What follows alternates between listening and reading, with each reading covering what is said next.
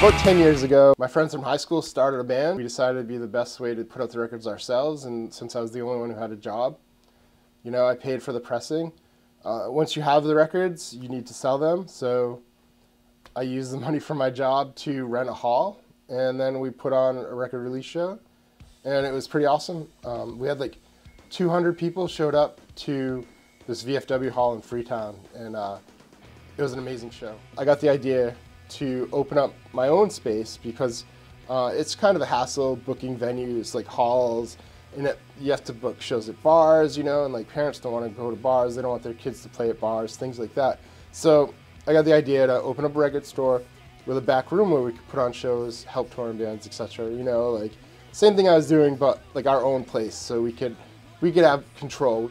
Things were still pretty like DIY, so there was like a whole like middle level for musicians and bands where there's just this amazing underground scene. So there are all these cities and venues and people all over America who would kind of like I don't want to say like an underground railroad for punk rock kind of, you know, and like there are all these different stops, so we kind of became like a stop. And in New Bedford, we were just like known all over the country. I was getting emails constantly from everybody, like all these booking agencies and bands, and we were able to pretty much control everything. We found a spot in downtown Taunton, and seriously, like, it took about a week to get the permits. It was great. You know, I did every permit they told me, filled out everything I was told to do. We booked everyone from like Saves the Day and Brand New before they were brand new. I remember the kids in the starting line's parents drove them here from like Philly, you know. It was really a lot of booking shows and making connections with people, and then you'd become friends with these people, and they'd be like, "Oh, hey, you want to put out our record?" You know, and you'd be like, "All right, yeah, cool." After about a couple months, a woman who lived in the building next door started complaining about pretty much everything. Kids being out front near her apartment, noise, things like that. This pretty much happened for about 2 years. She would call the police every night that we had shows. The police would come, they'd, "Hey Russ, how's it going?" You know, she called again, "We're not going to shut you down because you're not really doing anything wrong." And, you know, they'd leave. They did an investigation. They said all our complaints were like unfounded and there was no need for them. But she was very well connected. So she called some favors, and the city had us go in front of the city council, and they told us that we required something called a special permit because downtown is a historical district, and in order to have entertainment, you need a special permit. After about 3 months of trying to get our special permit, after going in front of City Hall and hundreds of kids speaking, and this big deal, you know, 3 months later we ran out of money and we just couldn't stay open. They would never do the required stuff for the special permit. Like I would call the different departments to try and get them to come and do sound checks or let us fill out the paperwork, and they would just kind of ignore us and not call us back. So like I said, I mean, after like 3 months, I just ran out of money. I couldn't afford it. I maxed out my credit cards, took out loans, etc. to stay open. It just didn't work out. After a few years had gone by, people started asking me, "Hey, when are you going to open up All About again? When are you going to start booking shows?" So once I got finished with school, I decided, you know, maybe it's time to do this.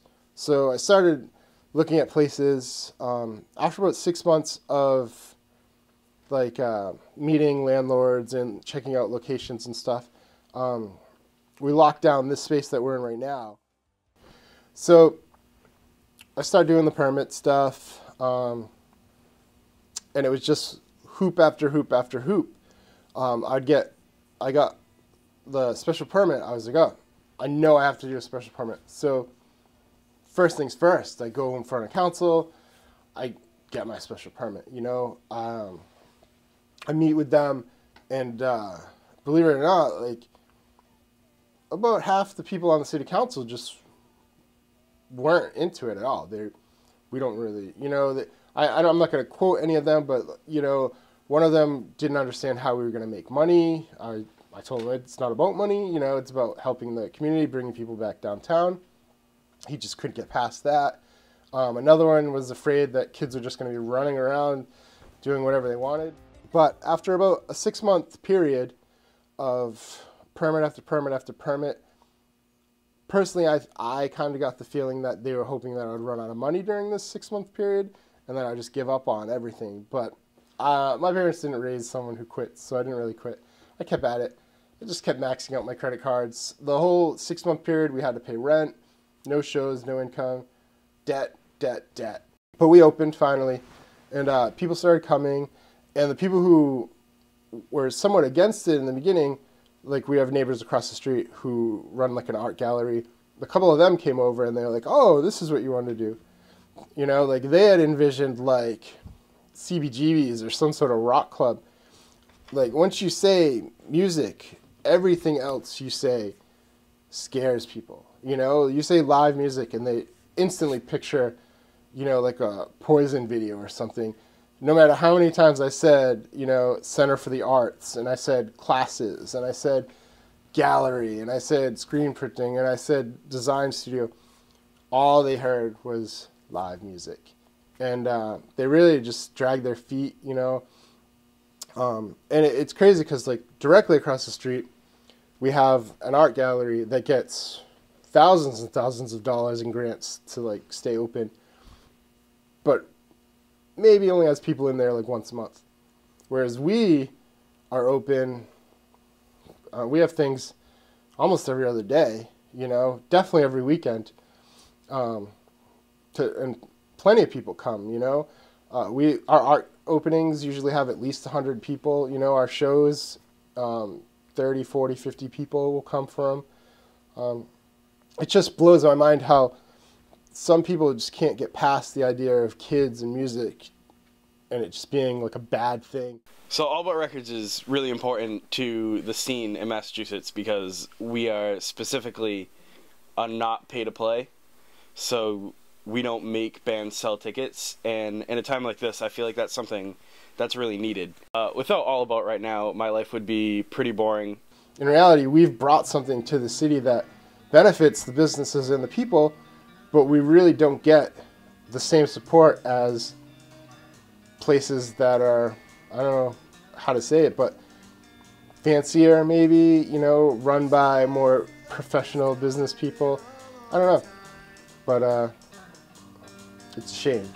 Yeah.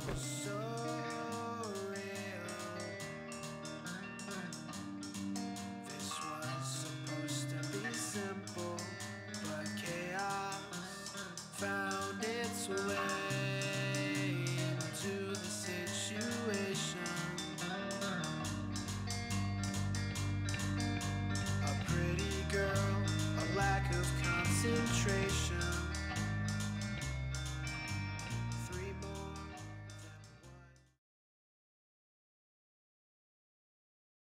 than one.